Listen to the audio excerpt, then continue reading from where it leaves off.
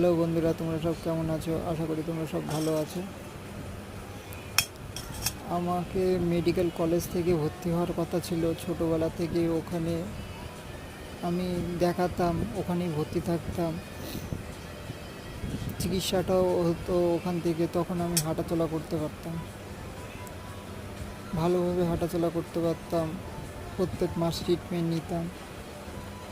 তো এখন পয়সার কারণের জন্য আমি আর ভর্তি হতে পারছি না। হঠাৎ বাবা মারা গেল, আমিও কাজ করতাম, আমিও বিছানায় পড়ে গেলাম। মা এতটা সংসার চালাবে কী করে, আর ওষুধই খাওয়ার পয়সা কী করে জোগাড় করবে। আর তারপরে ভর্তিও হতে পারছি না। ভর্তি হতেও মিনিমাম টাকা লাগবে, ভালোই টাকা লাগবে। 15-20 দিন থাকতে হবে। আমার সাথে কেউ থাকতে পারবে না, আমার মা থাকতে পারবে না, যে কোনো একজন থাকতে হবে। আমার থাকারও কেউ নেই। কী করবো কিছু বুঝতে পারছি না।